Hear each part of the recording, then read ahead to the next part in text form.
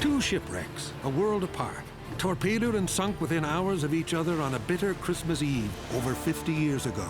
One is a story of heroism of a little ship that saved a convoy.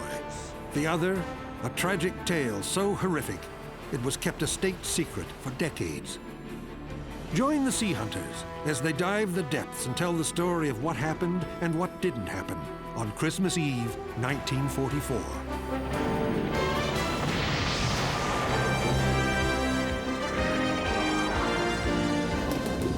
With over 100 million books in print, Clive Cussler is the Grand Master of shipwreck tales and adventure. Director of the Vancouver Maritime Museum, James Delgado is one of the world's foremost marine archaeologists. With over 20 years diving experience, Mike Fletcher is an internationally renowned dive master. Leading the Econova dive team, John Davis has coordinated shipwreck searches around the globe. Together, they explore the planet's last frontier in search of true adventures with famous shipwrecks. They are the Sea Hunters.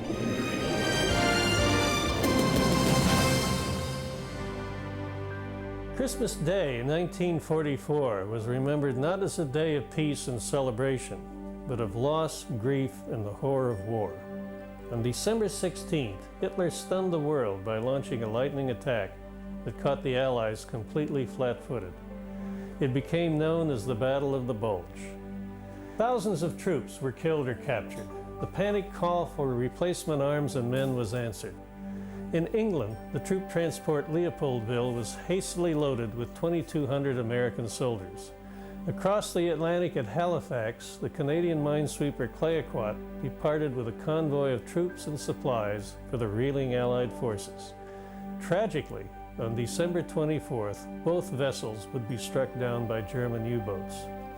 Now please join us as we search for and visit the last resting sites of these Christmas Eve shipwrecks.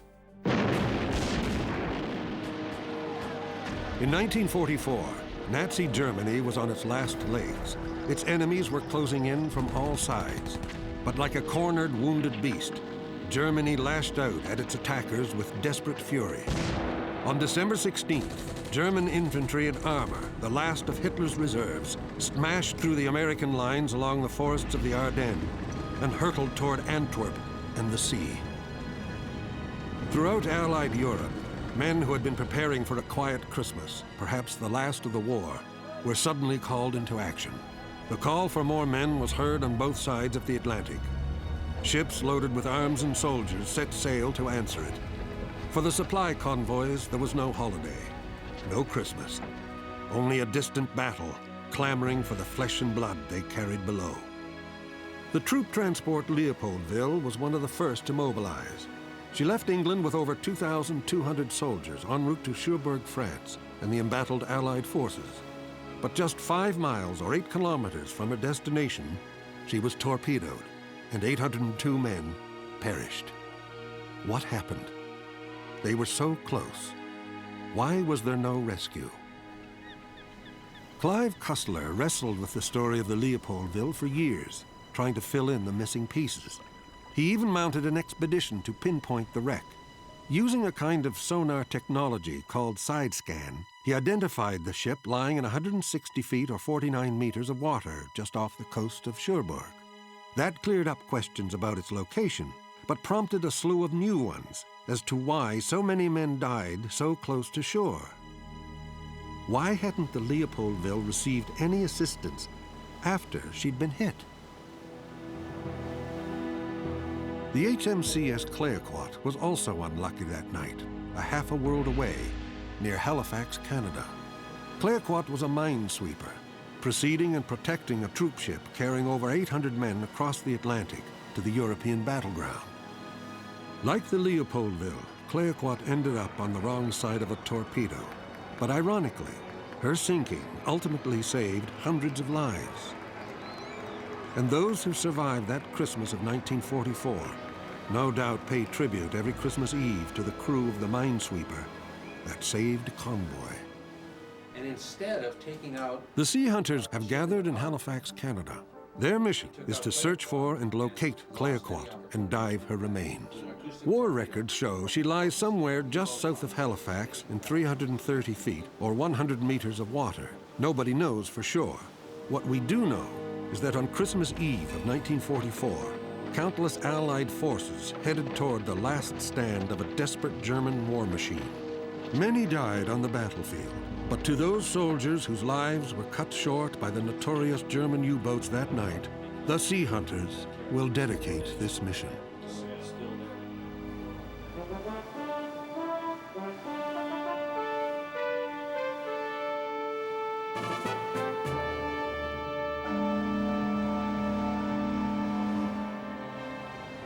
At 9 a.m. on Christmas Eve, Leopolvill pulled away from Southampton. In addition to the 2,200 unhappy men of the 66th, she carried over 100 Belgian officers and crew. She also carried approximately 35 British, 1 Russian, 93 Congolese, and 2 Chinese laundrymen.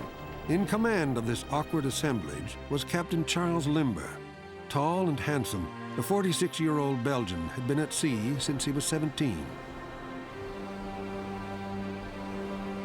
Just after 11 o'clock, Royal Navy escorts joined the Leopoldville's convoy. Submarines had been sighted over the previous weeks, so to minimize the danger of a torpedo hit, the escort commander ordered the convoy to begin zigzagging. This tactic made ships harder to target, but added hours to the crossing.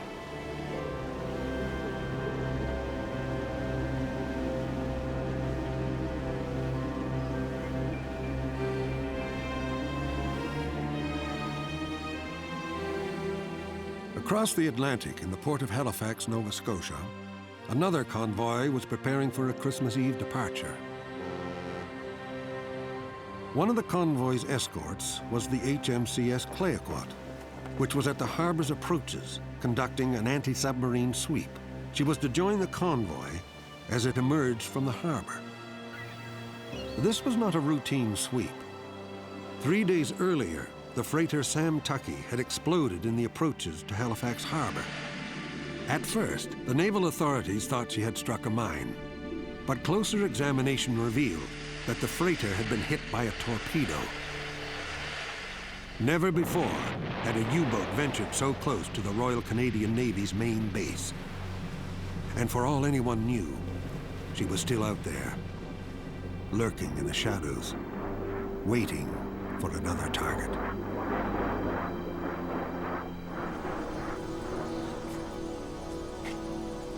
In preparation for the dive to Clayoquot, the team will work closely with the local deep-water dive specialists, Dominion Diving. Here, Mike Fletcher meets to go over contingency plans and to prepare the equipment they will use on the expedition. Joining the group is Warren Fletcher, Mike Fletcher's son, a working commercial diver who often takes leave to join the team on special projects.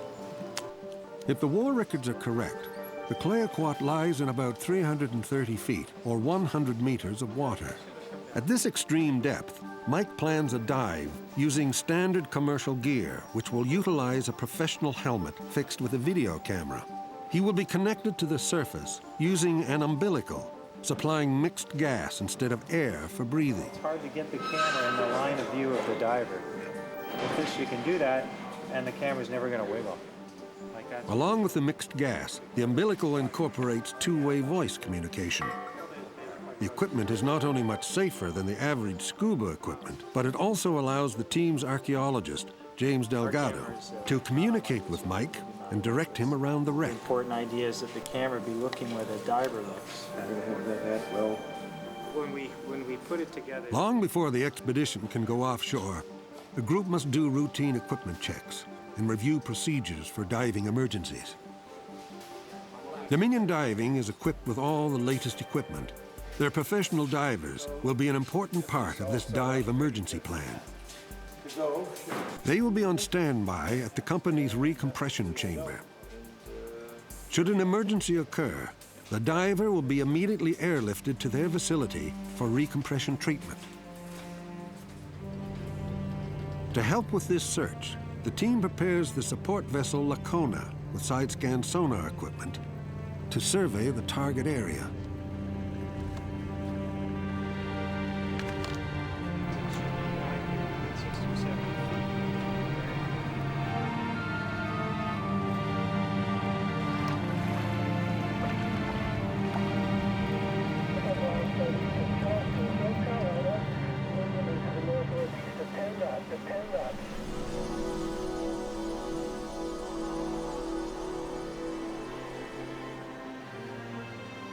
On Christmas Eve, 1944, two convoys, separated by an ocean, departed from the respective ports, both the hunted prey of German U-boats. While Hitler's armies were launching their offensive on the snowy fields of Belgium, his U-boat fleet was implementing a new offensive of their own. Up until 1944, U-boat design dictated that they surface a few hours every day to fire up their diesel engines and charge their batteries.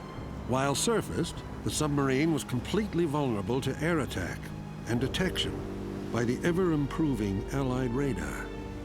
In 1944, a new innovation leveled the playing field, the snorkel.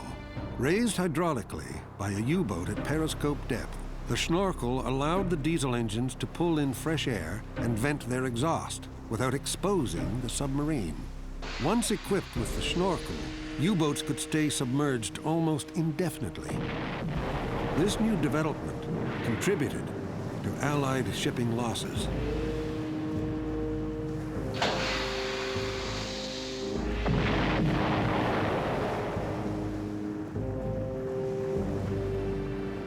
This innovation also led to a new strategy for the U-boats, the inshore offensive.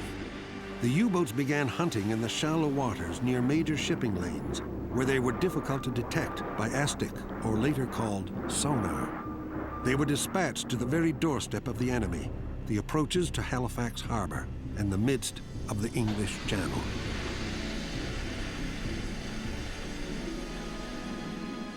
One of their favorite targets were the large troop transports carrying as many as 2,000 or more passengers. Such was the case of the Leopolvill.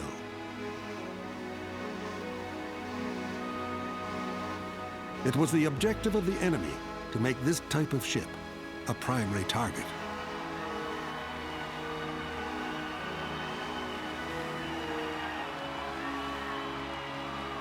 In Halifax, it was Clayoquot's duty to protect the troop transports from mines and to serve as escort.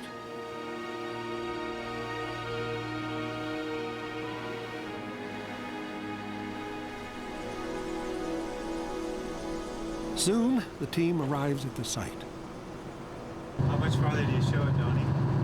We're just about right on the numbers. Okay, let me see what they say. Side-scan sonar is a device that allows the team to obtain a three-dimensional image of the ocean floor. The side-scan weighs about 160 pounds, or 73 kilos, and so it is awkward to handle.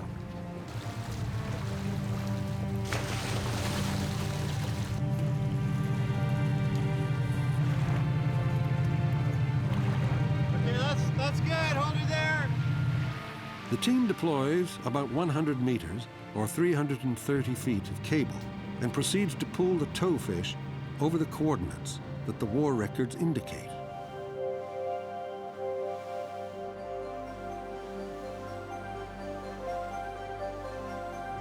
After a few sweeps, the team comes up with a very promising target. 43 meters to the south of us.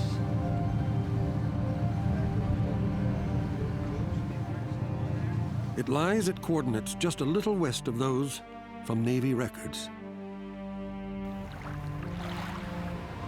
After obtaining a successful side scan of the site, the team goes to work pulling the heavy towfish back on board.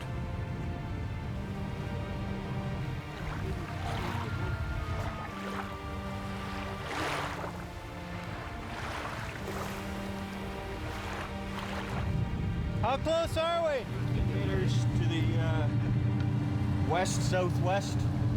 So if you just go stern on the starboard. With some maneuvering, they narrow in on the exact location of the wreck. Head and go over it and drop the marker. Mike will drop a marker on the site so that they can find their way back more easily. Yeah.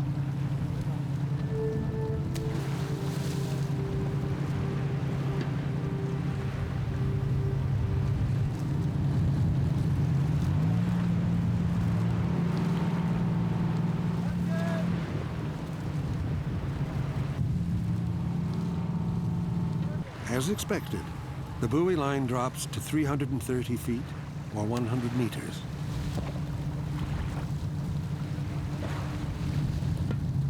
On the bottom? Okay, back away! With the marker on the target, they will return with the diving equipment.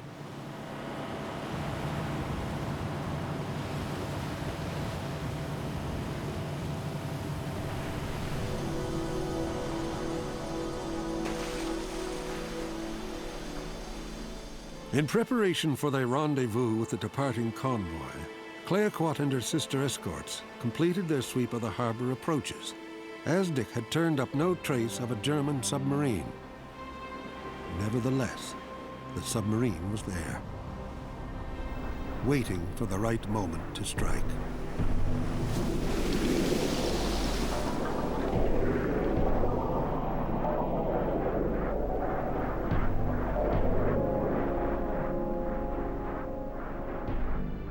On the other side of the ocean, another U-boat was lining up its target with great satisfaction.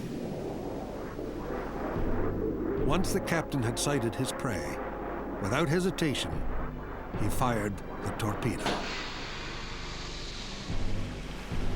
On the Leopolvill, the wind was picking up and the seas were heavy. At 6 minutes to 6, a lieutenant was peering over the rail at the water below when he saw a long white trail beneath the surface, streaming towards the ship. And though he had never seen one before, he recognized it as a torpedo, streaking directly towards Leopolvill.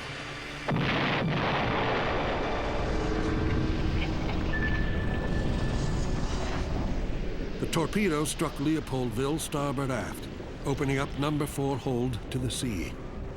The explosion buckled the deck between the two compartments and quickly killed over 300 men. Some died in the explosion. Others were drowned by the seawater that burst through the truck-sized gash in the hull. The ship's loudspeaker announced that the Leopolvill had been hit by enemy action, but that she would be towed to port and the troops transferred to other vessels. The ship, the loudspeaker declared, was in no danger of sinking. Aboard the escort ship Brilliant, Lieutenant Commander Pringle relayed the message in code to the British base in Portsmouth, England, hours away.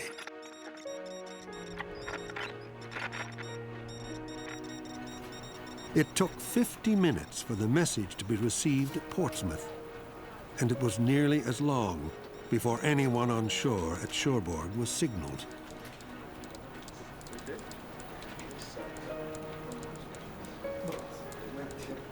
At Portsmouth and at Cherbourg, most of the usual complement were away from their stations, celebrating the holiday.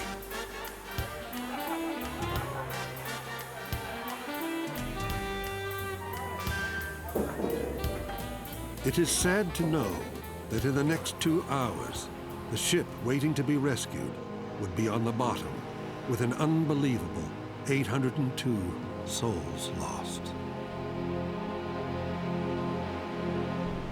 Only hours before the Leopolvill was struck by a torpedo on the other side of the ocean on that Christmas Eve, another U-boat had been on the hunt for prey and had encountered Clayoquot.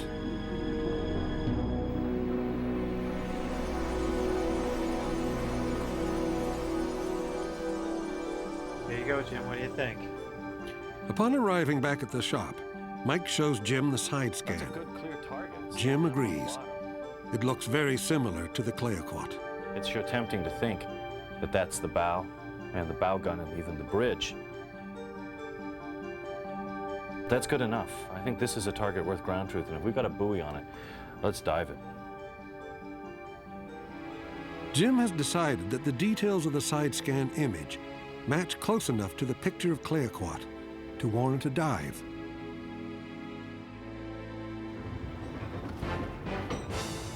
After several days of bad sea conditions, the wind has finally died down. The team assembles quickly at Sambro and joins a crew of commercial fishermen on a charter boat.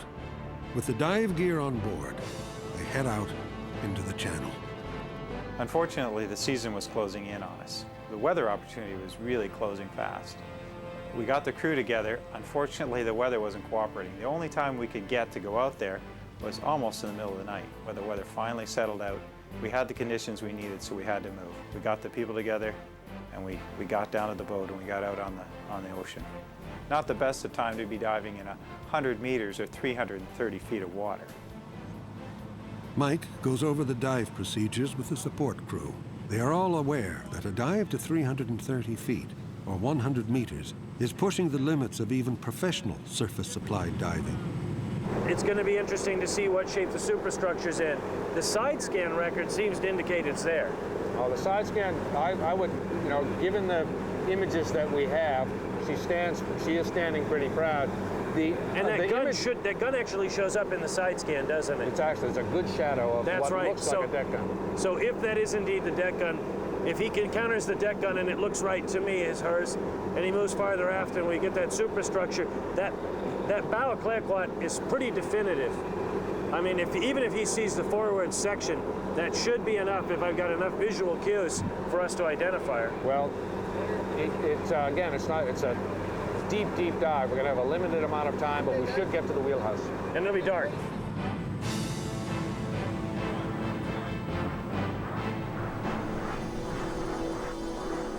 U-806 was on its first operational cruise into Atlantic waters. The captain had spent his entire career on surface vessels, but after some hasty training, was given command of a mostly green U-boat crew and set to sea. His first cruise would last 4 months. The captain had taken up position close to a floating light station near the mouth of Halifax Harbor. His crew were excited by the news reports of German advances in Belgium and were eager to make a kill. At periscope depth, the captain could see the outgoing convoy's column of freighters making their way to the open sea. He set course to intercept.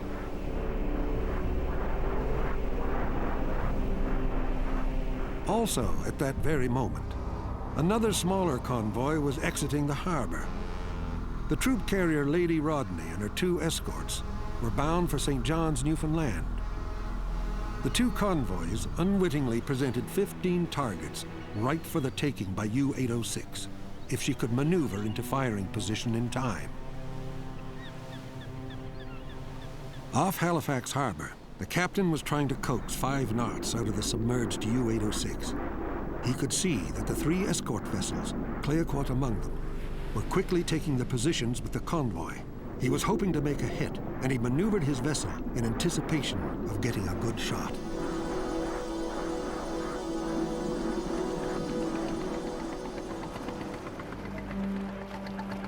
Before long, the team has arrived at the site. With careful maneuvering, the skipper has the boat close to the marker the team had left several days before. Careful preparation is made to ready the gear for the deep dive.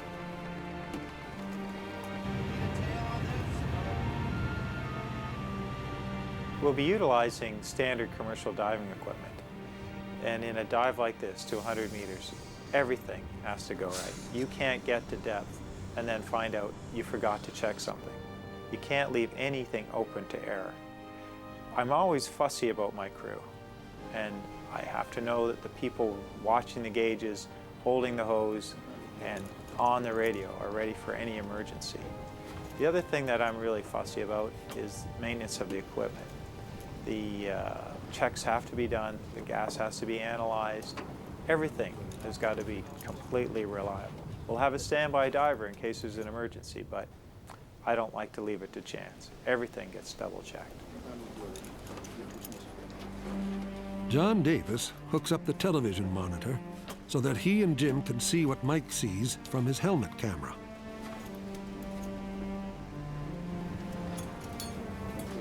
Mike takes a safety air supply tank with him as a backup to the umbilical air supply source. For this deep dive, he will be breathing a heavy mixture of nitrogen and oxygen.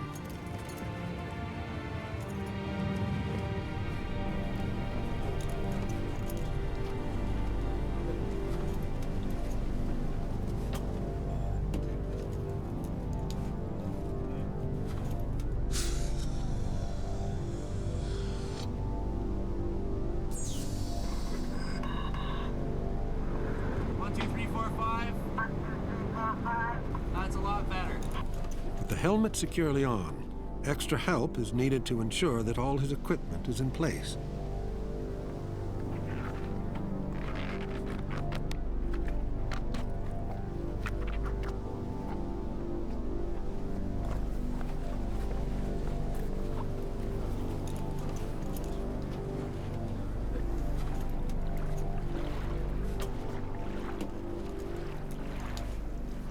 It takes a special type of courage to dive at night.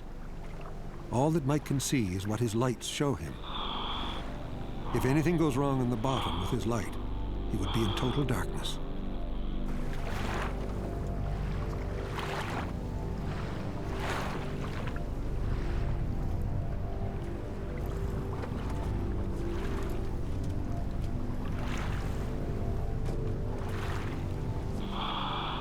Light to the hat, just as a check.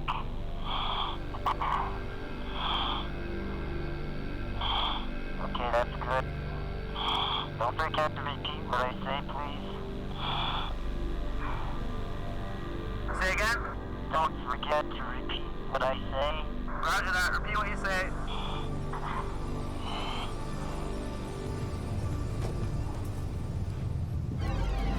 Dive in the water.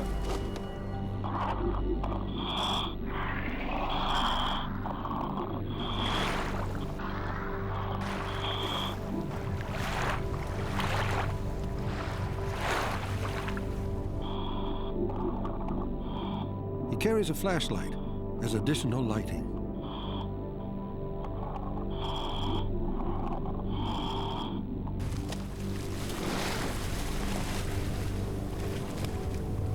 Okay. Roger, leaving surface now. That's just about ready to move. Yep, okay, that should be good for the free flow, and I'll start your time now. On any dive, especially a deep dive in the darkness like this, you really should go with two separate sources of light. And even though our helmet was supplied with light from the surface on a wire, if that failed for any reason, we needed to have a second light with a second power source. So we decided to go with the handheld light with battery power. So it was there not only as a backup, but the plan was to use it as a pointer. It had a much narrower beam, and it could be used to point out different structures at a distance.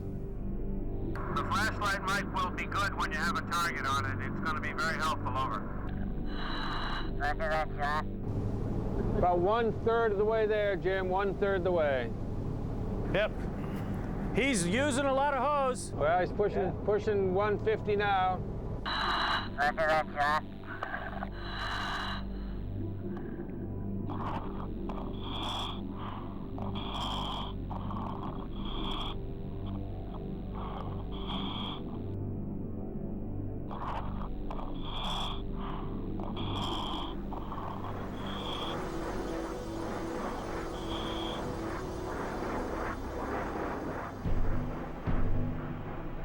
As the U-boat captain patiently waited for potential targets, his defenses were jolted to attention by a sudden change in course by the Clayoquot. Unbeknownst to the U-boat captain, Clayoquot was simply obeying orders to take up station and begin zigzagging. To the captain of the U-boat, it appeared that Clayoquot had detected his position and was breaking off for an attack. As the minesweeper charged closer, Captain Hornbostel made a split-second decision. He fired a Nat acoustic torpedo from his stern tube and then pitched the U-boat into a steep dive. What happened, we had revved up to 180 RPMs, and the vibration from our propellers was greater than what the vibration from the slower ships were. An acoustic torpedo is attracted by vibration. It was coming right to us.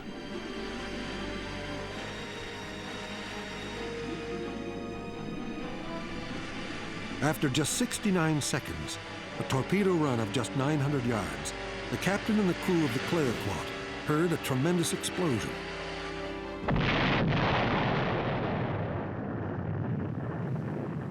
Rising to periscope depth, Captain Hornbostel surveyed the scene. Homing in on the minesweeper's propeller, the torpedo had struck her in the stern.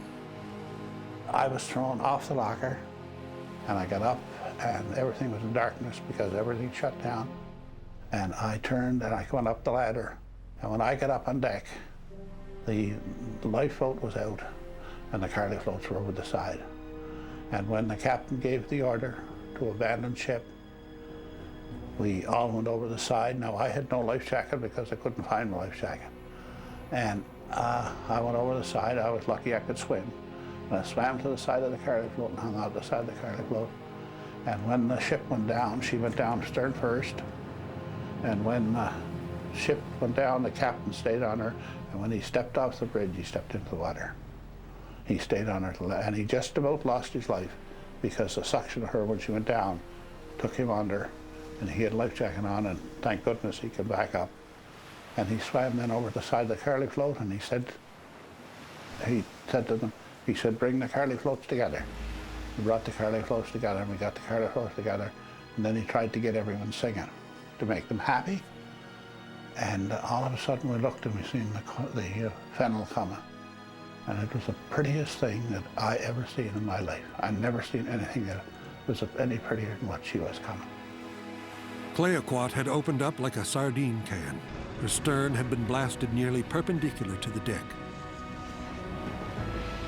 Steam screamed from her boilers, and clouds of smoke covered the ship as she listed raggedly and began to slip into the sea. 6 minutes, she went down 6 minutes. And we were 40 minutes in the water.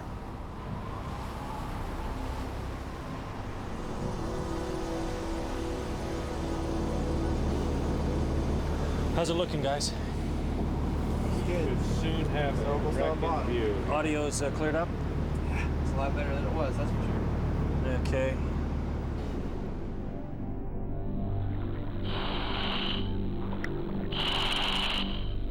I see the wreck. Yeah, you're reading 240 feet. Roger, I see the wreck. Roger, you see the wreck. Mike, this is Jim. I've got you approaching bottom now. How's your visibility looking? I see the deck gun. Say again? Look at the picture. Here we go. Okay, bingo. Okay, Mike, I've got you right at the bow. What's that? Mike, look up a bit. Turn your light on that. To the right. It's good there. Goodbye. That's right, Mike, move. That's it, he's got the gun. That? Yep. How's your picture? The picture is good, Mike. The picture is good. Better than the radio. Over. Roger that. John, this is looking good. That bow gun, the location, it's really close. Wow. Okay, moving aft on the port side. Moving aft on the port side, Roger. Your water depth is 286 feet. Roger that. I'm diving in 100 meters of water. You'd think 160 feet of umbilical would be plenty, but unfortunately the tide was running pretty hard that night. It was a bit of a moon. And as I went down, my hose was being pulled behind me by the tide. I got to the deck. That was a struggle in itself. But moving aft was the only way I was going to identify this boat. In my heart, I felt I was on the Clayoquot. And then when I saw the gun and I felt the excitement in Jim's voice, I was urged on even more. And although the hose was pulling really hard, the only way we were going to know if this was Clayoquot was to make it to that wheelhouse. Up and to your left just a little bit. Up and to my left. That's good there. Roger. Absolutely remarkable. Last people who looked into that wheelhouse were doing it in 1944. Look up just a little and we have the wheelhouse port lights. Roger that. Up and to your left just a little bit. Up and to my left. John, I brought the pictures. Great. Want to get a good, clear look. binnacle? Roger that. See the binnacle?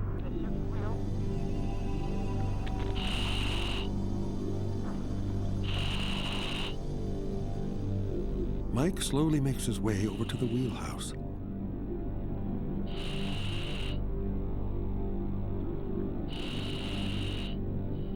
Bottom time is 7.5 minutes, Mike. Halfway through. Over. Roger that, John. Your main air bank's down to 1,500 psi. Roger that, Warren.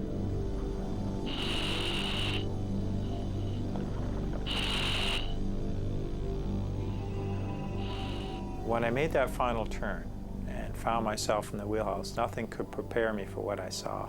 There was everything. The brass of the wheelhouse, the binnacle, the steering wheel, the Chadburns voice pipe, everything as it was that same fateful night, Christmas Eve, 1944. And I felt very alone.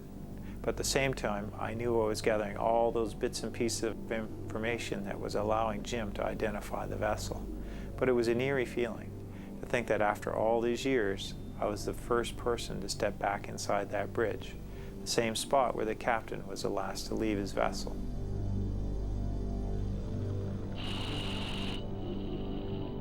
Mike, take a look inside. Look, look. All the bridge equipment, John, it's in there. Here in the wheelhouse, the captain stayed with the ship till the very end. Look at that, John. Remarkable. Oh. Mike, that's the wheel. Great yes. shot of the wheel. And yeah, see, there's a running light. Definitely, running light on the.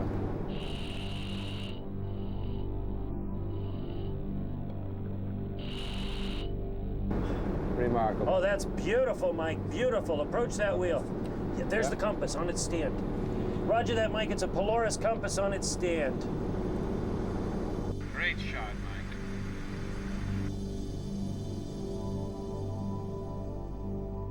Mike. Absolutely beautiful. He's in there. It's good. Up a little bit. Across the ocean, on the bridge of the Leopolvill, the captain seemed paralyzed with doubt. Captain Limber stood stone-faced and silent on his bridge, issuing no orders, sending no signal. Many of the ship's officers had already abandoned ship aboard the lifeboats, so it fell to the American soldiers to fend for themselves. Many owe their lives to the courage of a few. When the captain of the Brilliant realized that Leopolvill was in trouble, he brought his destroyer alongside the stricken liner.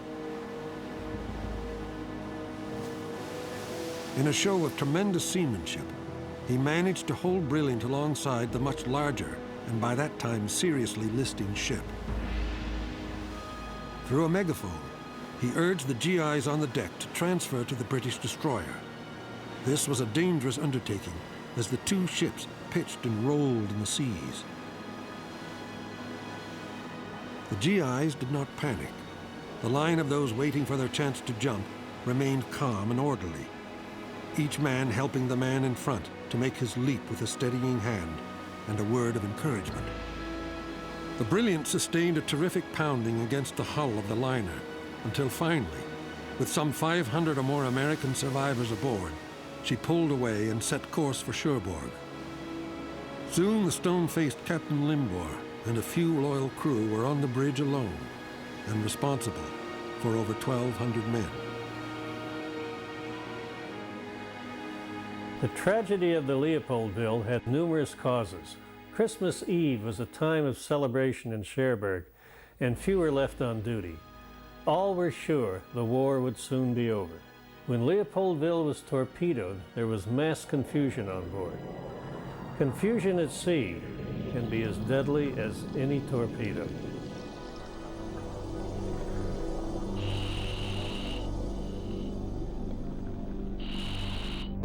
Yeah, Mike, we see the wheel and we see the binnacle. Mike, that's it. We've got her. You're on Clayoquot.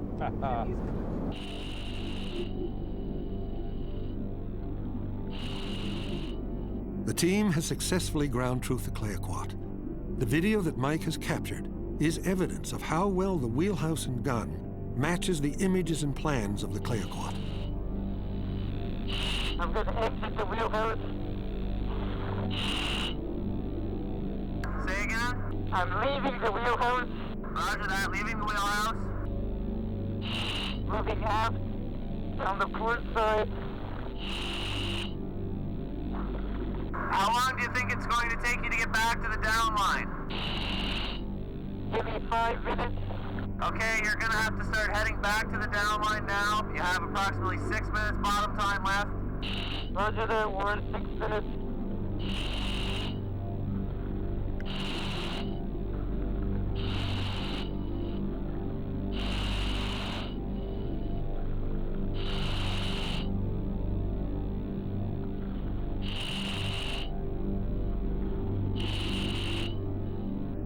Yeah, Roger, Mike. It's time to go. Time to head up to the surface. Your first stop will be 110 feet. 110. Okay, boys, up on his slack. He's leaving bottom. Up slack, you guys. I'm gonna turn this back over to Warren. Yep. All right. That's good to go. Okay, I gotta make some notes. Okay, Warren, I'm ready to leave bottom. Roger that, 280 feet, leave bottom now. Leave bottom.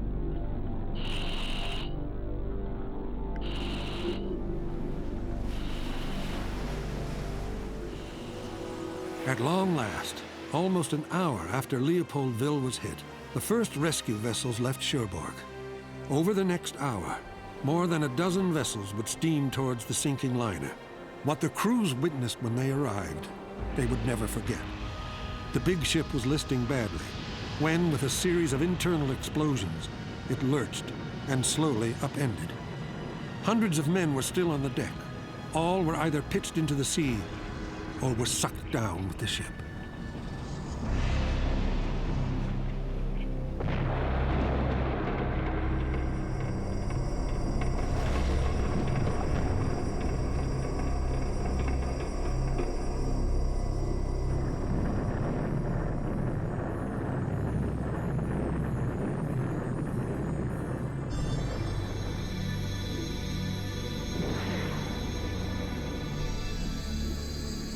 Here, lying on its starboard side, is all that remains of the SS Leopolvill. Abandoned in her hour of need, she lies at the bottom, a fitting memorial to an evening from hell. The details were kept secret by the British and American War Departments for over 50 years.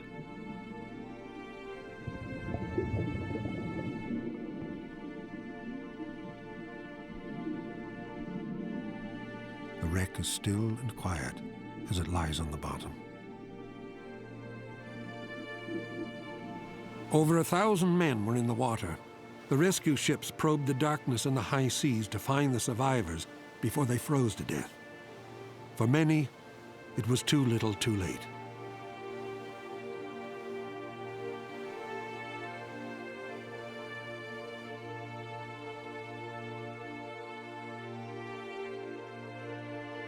When the death toll was tallied, 763 American soldiers and 39 crew members had lost their lives. Most of those killed were between the ages of 18 and 31. 493 bodies were never recovered. But insult was then added to injury.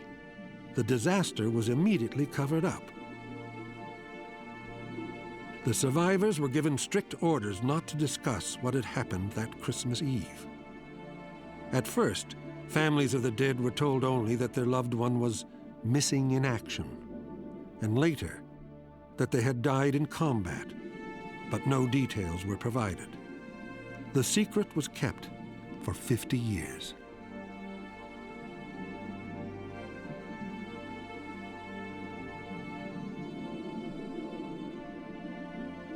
Only in recent years have the veterans of the Leopolvill disaster been permitted to tell the story of the escape of the Belgian crew, of the incompetence of Captain Limbour, of the foul-ups in communication, and the cover-up by those in charge. And it is only in recent years that the world has learned of the incredible courage of the men of the 66th Division, who bravely faced death, not on the battlefields of Belgium with rifles in hand, but abandoned and unable to fight back in the icy waters of the English Channel. And yet, they exemplified the very best of human compassion and courage in the face of unimaginable tragedy.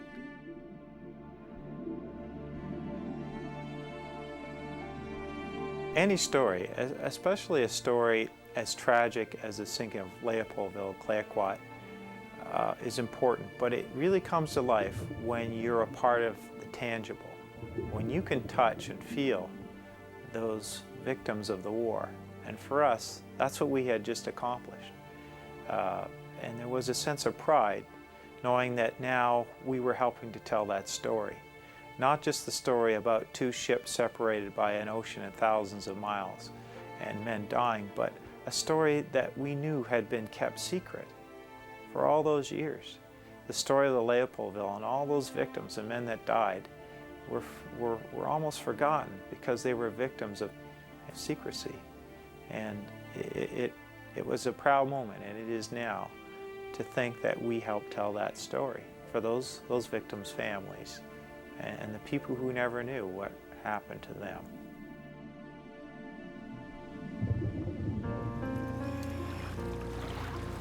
Clive's finding of the Leopolvill and the team's finding of Clayoquot helps to write a final chapter in the events that transpired so many years ago.